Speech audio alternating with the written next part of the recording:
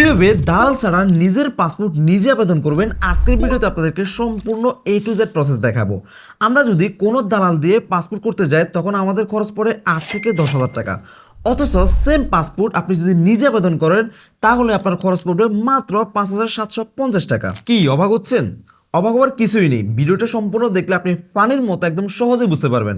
আসসালামু আলাইকুম, আমি বাহারুদ্দিন, আপনারা দেখতেছেন প্রযুক্তির জোন। যারা এখনো পর্যন্ত আমাদের ইউটিউব চ্যানেলটি সাবস্ক্রাইব করেননি এখনই সাবস্ক্রাইব করে ফেলুন। আর আপনার যদি কোনো সমস্যা হয় অবশ্যই আপনারা আমাদেরকে কমেন্ট করে জানাবেন, চেষ্টা করবো আপনার সমস্যার সমাধান দেওয়ার। ওকে, প্রথমে আমরা গুগলে গিয়ে সার্চ করবো ই পাসপোর্ট, তারপর সাধারণত আমরা পাসপোর্টের ওয়েবসাইটটি পেয়ে যাব। আমরা এই ওয়েবসাইটে ক্লিক করব। এখন আমরা এখানে দেখতে পারবো যে অ্যাপ্লাই অনলাইন, আমরা এখানে ক্লিক করব। এখানে একটা পপ আপ আসবে, আপনারা এটা ভালো করে পড়ে নেবেন। আমরা জাস্ট এখান থেকে ক্রস করে নিলাম। তারপর এখান থেকে আপনি বাংলাদেশি কিনা, বাংলাদেশ থেকে অ্যাপ্লাই করতেছি কিনা এটা সিলেক্ট করবেন। এরপর আপনার ডিস্ট্রিক্ট সিলেক্ট করবেন। তারপর আপনার থানা সিলেক্ট করবেন বা পুলিশ স্টেশন যেখানে নিয়ারেস্ট এটা সিলেক্ট করবেন। এরপর কন্টিনিউ এখানে ক্লিক করবেন। তারপর এখানে আপনার একটা ইমেল অ্যাড্রেস দিবেন। এরপর আই এম হিউম্যান এখানে ক্লিক করবেন। এরপর কন্টিনিউ এখানে ক্লিক করবেন। এরপর এখানে আপনাকে একটা অ্যাকাউন্ট খুলতে হবে। প্রথমে আপনার ইমেল অ্যাড্রেস দিবেন, তারপর এখানে একটা পাসওয়ার্ড দিবেন। এখানে যে পাসওয়ার্ডটা দিবেন সেম পাসওয়ার্ডটা এখানে দিবেন। এটা মিনিমাম 6 সংখ্যার একটা পাসওয়ার্ড দিতে হবে। তারপর এখানে দেখতে পারবেন যে গিভেন নেম, এখানে আপনার প্রথম নামের অংশটা দিবেন। তারপর শিরোনেম, এখানে আপনার নামের দ্বিতীয় অংশটা দিবেন। তারপর আপনার মোবাইল নাম্বারটা দিবেন। মোবাইল নাম্বারটা দেওয়ার পর আই এম হিউম্যান আপনারা জাস্ট এখানে ক্লিক করবেন। এরপর ক্রিয়েট অ্যাকাউন্ট এখানে ক্লিক করবেন। তারা আপনার এই ইমেলে একটা ইমেল সেন্ড করবে যেখান থেকে আপনার অ্যাকাউন্ট অ্যাক্টিভ করতে হবে। এর জন্য আপনি চলে যাবেন জিমেলে। ইমেলে আসার পর দেখতে পারবেন যে আপনাকে অ্যাকাউন্ট অ্যাক্টিভ করার জন্য বলতেছে। এখান থেকে হেয়ার একটা অপশন লেখা আছে, আপনারা জাস্ট এখানে ক্লিক করবেন। এখানে ক্লিক করলে আপনার অ্যাকাউন্টটি অ্যাক্টিভ হয়ে যাবে। ওকে, আমাদের অ্যাকাউন্ট ভেরিফাই হয়ে গেছে। এখন বাকি সম্পূর্ণ কাজ করতে, অর্থাৎ আমাদের পাসপোর্টের জন্য আবেদন করতে কি কি কাগজপত্র লাগবে। কাগজপত্র নাম্বার 1 আপনার এনআইডি কার্ড লাগবে, নাম্বার 2 আপনার বাবার এনআইডি কার্ড লাগবে, নাম্বার 3 আপনার মায়ের এনআইডি কার্ড লাগবে। এখন আপনি এখান থেকে সাইন ইন এখানে ক্লিক করবেন। তারপর আপনার পাসওয়ার্ড দিয়ে অ্যাকাউন্টটা লগ ইন করে নেবেন। লগ ইন করার পর এই ধরনের একটা ইন্টারফেস দেখতে পারবেন। এখানে আপনার নাম দেখাবে। এখান থেকে আপনি দেখতে পারবেন যে apply for a new passport, এখানে ক্লিক করবেন। তারপর এখান থেকে অর্ডিনারি পাসপোর্ট, আপনি যদি অফিসিয়াল পাসপোর্ট হন তাহলে এখানে অফিসিয়াল সিলেক্ট করবেন। যেহেতু আমরা অর্ডিনারি পাসপোর্ট, আমরা একজন পার্সন, এই জন্য আমরা এখান থেকে অর্ডিনারি পাসপোর্ট সিলেক্ট করলাম। তারপর এখান থেকে সেভ অ্যান্ড কন্টিনিউ এখানে ক্লিক করব। এখন যেহেতু আমরা নিজের জন্য আমাদের পাসপোর্টটা তৈরি করব, এর জন্য I apply for my self আমরা এখানে টিকে ক্লিক করব। এখানে ক্লিক করলে আমাদের যে নাম ইনফরমেশনগুলো আছে এগুলো অটোমেটিক্যালি বসে যাবে। তারপর আমরা এখান থেকে সিলেক্ট জেন্ডার থেকে আমাদের জেন্ডারটা সিলেক্ট করে নিব। এরপর এখান থেকে সিলেক্ট প্রফেশন দেখতে পারবেন। এখান থেকে আপনার প্রফেশনটা সিলেক্ট করে নেবেন। আপনি যে প্রফেশনের হন আপনি ওই প্রফেশনটা এখান থেকে সিলেক্ট করে নেবেন। তারপর এখান থেকে আপনার ধর্মটা সিলেক্ট করবেন। এরপর আপনার মোবাইল নাম্বার দেখতে পারবেন। তারপর আপনার ডিস্ট্রিক্টটা সিলেক্ট করতে হবে। তারপর আপনার আইডি কার্ড অনুসারে ডেট অফ বার্থ দিবেন। এরপর সিটিজেন ইনফরমেশন এখানে ক্লিক করবেন বাই বার্থ। যেহেতু আপনি জন্মসূত্র হচ্ছে যে বাংলাদেশের নাগরিক, এই জন্য এটা হচ্ছে যে বাই বার্থ দিবেন। এই ইনফরমেশনগুলো অবশ্যই যেভাবে আইডি কার্ডে থাকবে বা আপনার সার্টিফিকেটে থাকবে হুবহু ওইভাবে দিবেন। তারপর এখান থেকে সেভ অ্যান্ড কন্টিনিউ এখানে ক্লিক করবেন। এখন এখানে আমাদেরকে অ্যাড্রেস দিতে হবে, তো আমি সবকিছু পূরণ করে আপনাদেরকে দেখাচ্ছি। ওকে, প্রথমে আপনার ডিস্ট্রিক্ট সিলেক্ট করবেন। আপনি যে ডিস্ট্রিক্টে থাকেন ওই ডিস্ট্রিক্ট সিলেক্ট করবেন। তারপর আপনার সিটি, ভিলেজ, হাউস যে কোনো একটা দিবেন, অথবা চাইলে আপনি দুইটাই দিতে পারেন, কোনো সমস্যা নাই।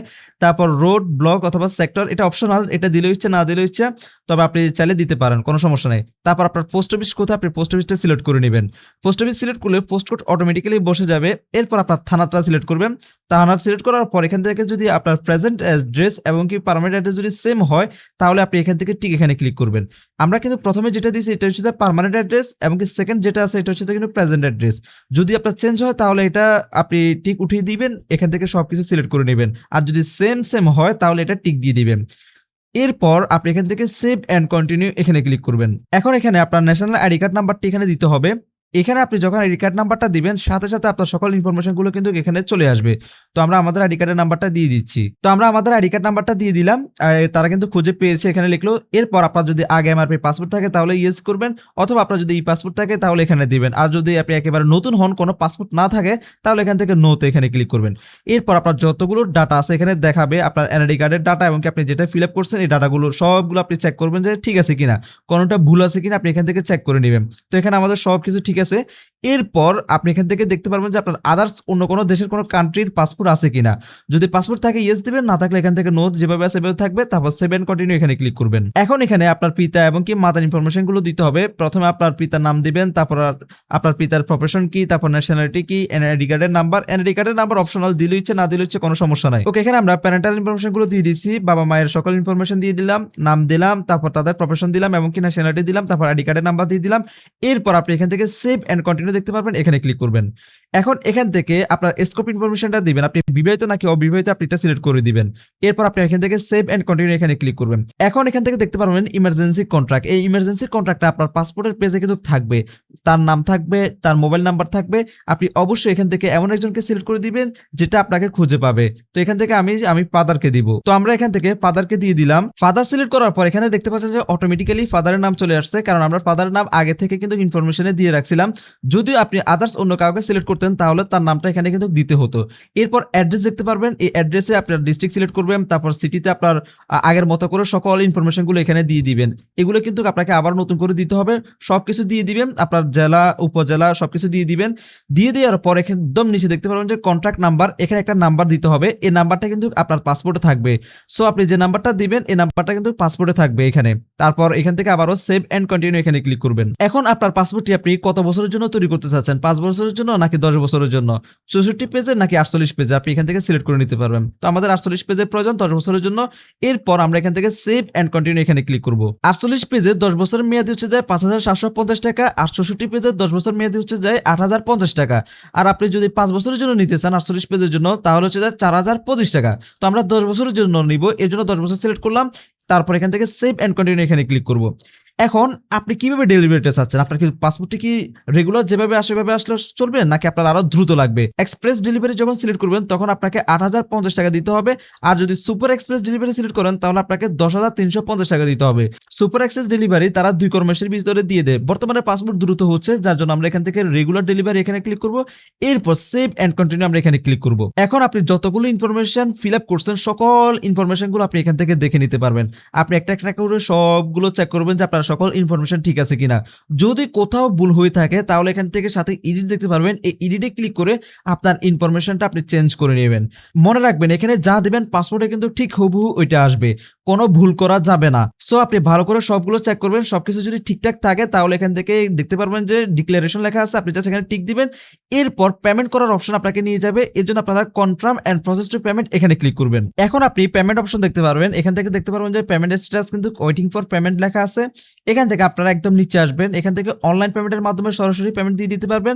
তারপর হচ্ছে অফলাইন পেমেন্টের মাধ্যমে কিন্তু আপনাকে ব্যাংকের মাধ্যমে দিতে হবে। অনলাইন পেমেন্টে বর্তমানে তারা অনেকগুলো টাইপ যুক্ত করছে, এখান থেকে ডিজে পে আছে, তারপর সূর্য পে আছে, এখান থেকে এ চালান আছে। তো আমরা এখান থেকে সূর্য পেটা ট্রাই করে দেখি, সূর্য পের মাধ্যমে আমরা পেমেন্ট করবো। এর জন্য জাস্ট আমরা এখান থেকে কন্টিনিউ এখানে ক্লিক করবো। তারপর এখানে পেমেন্ট করার জন্য অনেকগুলো অপশন পেয়ে যাবেন, এখান থেকে কার্ডের মাধ্যমে পেমেন্ট করতে পারবেন, এখান থেকে আই ব্যাংকিং এর মাধ্যমে পেমেন্ট করতে পারবেন, এখানে এম ওয়ালেটের মাধ্যমে পেমেন্ট করতে পারবেন, এখান থেকে বিকাশ, নগদ এগুলো সবগুলো অপশন আছে। তো আমরা এখান থেকে বিকাশের মাধ্যমে পেমেন্ট করবো, এর জন্য আমরা জাস্ট বিকাশটা সিলেক্ট করবো। এরপর আমরা এখান থেকে পে নাও এখানে ক্লিক করবো। এখানে দেখতে পাচ্ছেন আপনার থেকে কাটা হবে টোটাল বিকাশের 4 টাকা 91 পয়সা বা 5860 টাকা ধরে নেন। এই টাকা কিন্তু আপনার থেকে বিকাশে থাকতে হবে, বিকাশ থেকে এই টাকাটা কিন্তু কেটে নেবে। তারপর এখানে আপনার মোবাইল নাম্বার দিবেন, এরপর আপনার নাম্বারে একটা ওটিপি আসবে, ওটিপিটি বসাবেন, এরপর আবারও কনফার্মে ক্লিক করবেন। তারপর আপনার বিকাশের পিনটা দিতে হবে, দেওয়ার পর আবারও কনফার্মে ক্লিক করবেন। দেখতে পারবেন ভেরিফিকেশন সাকসেসফুল। এখন আপনার বিকাশ থেকে এই টাকাটা কেটে নিবে। এরপর আমাদেরকে রিডাইরেক্ট করে অ্যাপ্লিকেশন ফর্মে নিয়ে আসবে। এখান থেকে স্ট্যাটাস এখনো ওয়েটিং ফর পেমেন্ট লেখা আছে, আমরা এখান থেকে একটু নিচে আসবো, চেক পেমেন্ট স্ট্যাটাস, আমরা জাস্ট এখানে ক্লিক করব। এখানে ক্লিক করলে আমাদেরকে একটা অপেক্ষা করতে হবে, এখান থেকে ফ্যামিলি স্ট্যাটাস তারা এখনো কিন্তু পায় নাই। তো এখান থেকে আমরা ওকেতে ক্লিক করবো। এখন আমাদেরকে 5 থেকে 10 মিনিট অপেক্ষা করতে হবে। অপেক্ষা করে এখানে দেখতে পারবো যে আমরা যদি রিফ্রেশ করি এই অপশনটা কিন্তু আবার চলে আসবে। এখান থেকে আমরা আবারও চেক করতে পারবো। 5 থেকে 10 মিনিট পর এখান থেকে স্ট্যাটাস কিন্তু পেড হয়ে যাবে। তো আমরা দেখতে পাচ্ছি যে এখানে লেখা আছে পেমেন্ট ট্রানজাকশন ওয়াজ সাকসেসফুল। আমাদের প্রায় 13 থেকে 15 মিনিট পর আমাদের এই পেমেন্টটা সাকসেসফুল আসছে। তো আপনারাও 10-15 মিনিট অপেক্ষা করবেন বা সর্বোচ্চ 30 মিনিট যাবে। এরপর দেখতে পারবেন যে আপনাদের পেমেন্টও সাকসেসফুল এরকম লেখা থাকবে। আপনারা জাস্ট এখান থেকে ওকেতে ক্লিক করবেন। ওকেতে ক্লিক করলে দেখতে পারবেন যে এখান থেকে পেড হয়ে গেছে, স্ট্যাটাস সাবমিট হয়ে গেছে, সাবমিটেড হয়ে গেছে। তো এখন আমাদের কাজ হচ্ছে যে এই সামারিটা আমাদেরকে ডাউনলোড করতে হবে। প্রথম আমাদের এই সামারিটা ডাউনলোড করতে হবে, এর জন্য আমরা প্রিন্ট সামারি এখানে ক্লিক করব। তারপর এখান থেকে আমরা সেভ অ্যাজ পিডিএফ এখানে ক্লিক করব। আর যদি আপনাদের সরাসরি প্রিন্টার থাকে তাহলে আপনারা সরাসরি প্রিন্ট করে নেবেন। তো আমরা এখান থেকে এটা আমাদের ডেস্কটপে সেভ করে নিচ্ছি। এরপর আপনাকে এখান থেকে ডাউনলোড অ্যাপ্লিকেশন ফর্ম, আপনারা জাস্ট এখানে ক্লিক করবেন। এখান থেকে ক্লিক করে আপনার যে অ্যাপ্লিকেশন ফর্মটা আছে এই ফর্মটা এখান থেকে কিন্তু ডাউনলোড করতে হবে। এই অ্যাপ্লিকেশন ফর্মটা কিন্তু 3 পেজের। আপনারা যখন এই অ্যাপ্লিকেশন ফর্মটা প্রিন্ট করবেন তখন খেয়াল রাখবেন এই যে কিউআর কোডটা আছে, বারকোডটা আছে, এই বারকোডটা যেন থাকে। অনেক সময় অনেক প্রিন্টার আছে যেখানে বারকোডটা কিন্তু থাকে না। এটা কিন্তু 3 পেজের, আপনারা এখান থেকে একদম নিচে এখান থেকে ডেট এবং কি সিগনেচার করে নিয়ে যাবেন, তাহলে হবে। এরপর খুবই গুরুত্বপূর্ণ, আপনারা যে পেমেন্ট করছেন এই পেমেন্টের চালান কপি লাগবে। চালান কপিটা আপনারা কিভাবে ডাউনলোড করবেন? এর জন্য প্রথমত আপনারা দেখতে পারবেন যে অনলাইন রেজিস্ট্রেশন আইডি যেটা আছে, আপনারা এটা কপি করে নেবেন। এটা কপি করার পর আপনারা দেখতে পারবেন যে পাসপোর্ট ফিস লেখা আছে, আপনারা জাস্ট এখানে ক্লিক করবেন। এরপর এখান থেকে একটু নিচে আসবেন, এখান থেকে আপনারা কোন মাধ্যমে পেমেন্টটা করছেন। তো আমরা সূর্য পের মাধ্যমে পেমেন্টটা করছি, এর জন্য আমরা just click here Surya pay, আমরা জাস্ট এখানে ক্লিক করব। এরপর আপনি এখান থেকে অনেকগুলো মাধ্যমে আপনারা তাদের যে চালানটা আছে চালানটা নিতে পারবেন। তো আমরা এখান থেকে রেফারেন্স নাম্বারটা সিলেক্ট করব, যেহেতু আমরা অনলাইন রেজিস্ট্রেশন আইডি নিয়েছি, তো এটা সিলেক্ট করবেন। এরপর আপনাদের রেফারেন্স আইডি নাম্বারটা এখানে দিবেন। তারপর এখান থেকে রসিদ অনুসন্ধান করুন, এখানে ক্লিক করবেন। এই পেমেন্টের স্লিপটা কিন্তু এখানে চলে আসবে। এখান থেকে রেফারেন্স নাম্বার, তারপর ইনভয়েস এবং কি লেনদেনের নাম্বার সব কিছু চলে আসবে। মনে রাখবেন এই সেশনটি শুধুমাত্র একদিন থাকবে, একদিনের পরে কিন্তু এটা কিন্তু আর খুঁজে পাবেন না, তাই আপনারা সাথে সাথে এটা ডাউনলোড করে নেবেন। এর জন্য পিডিএফ ডাউনলোড আপনারা দেখতে পারবেন, এখানে ক্লিক করবেন। এখানে ক্লিক করলে আপনার পিডিএফটি ডাউনলোড হয়ে যাবে, আপনারা এখান থেকে চালানটি পেয়ে যাবেন। ওকে, আমাদের আবেদন করা এখন কমপ্লিট হয়ে গেছে। এখন আমরা কি কি কাগজপত্র, কি কি ডকুমেন্ট আমরা পাসপোর্ট অফিসে গিয়ে জমা দেব। Number 1, payment slip. আপনি যে পেমেন্ট করছেন এই পেমেন্টের যে স্লিপটা আছে স্লিপ লাগবে। Number 2, summary copy. আমি আপনাদেরকে যেটা দেখেছি সামারি কপি, এই সামারি কপিটা আপনারা ডাউনলোড করে নেবেন। নাম্বার 3, আপনি যে পাসপোর্টের জন্য আবেদন করছেন এটা 3 পেজের এই আবেদন ফর্মটা আপনাকে ডাউনলোড করে নিতে হবে। এগুলো সবগুলো প্রিন্ট আউট করে নেবেন। তারপর আপনার এনআইডি কার্ড, আপনার বাবার এনআইডি কার্ড, আপনার মায়ের এনআইডি কার্ড, এরপর চেয়ারম্যান সার্টিফিকেট, তারপর আপনার বাসার একটা বিদ্যুৎ বিলের ফটোকপি। এখানে একটা জিনিস মনে রাখবেন, আপনার নিজের পাসপোর্ট যদি হয় এবং কি আপনি প্রফেশন হিসেবে যদি স্টুডেন্ট দেন, তাহলে আপনাকে মাস্ট বি স্টুডেন্ট সার্টিফিকেট দিতে হবে। আপনি অবশ্যই আপনার সার্টিফিকেটটাও এই ফাইলের সাথে অ্যাড করবেন। আমি আপনাকে যেভাবে সিরিয়াল ওয়াইজ বলছি, আপনি ঠিক এভাবে সিরিয়াল ওয়াইজ আপনার ফাইলটাকে রেডি করবেন। এরপর চলে যাবেন আপনার নিকটস্থ পাসপোর্ট অফিসে। আরেকটা বিষয়, আপনি আবেদন করতে যদি কোথাও কোনো ভুল করে ফেলেন, ভালো করে তো চেক করবেন। তারপরে যদি মিস্টেক করে ফেলেন, ভালো করে ফর্মটা দেখবেন, যেখানে মিস্টেক করছেন ওখানে হাইলাইট করবেন। আপনি পাসপোর্ট অফিসে গিয়ে তাদেরকে বলবেন, তারা বলবে যে আবেদন দেওয়ার জন্য, আবেদন দিলে তারা কিন্তু ঠিক করে দিবে। যারা এতক্ষণ ভিডিওটা দেখছেন, আশা করি আপনাদের জন্য পানির মতো সহজ হয়ে গেছে কিভাবে পাসপোর্টের জন্য আবেদন করতে হয়। ভিডিওটি কেমন লাগছে অবশ্যই কমেন্ট করে জানাতে বলবেন না। ধন্যবাদ সবাইকে, সালামু আলাইকুম।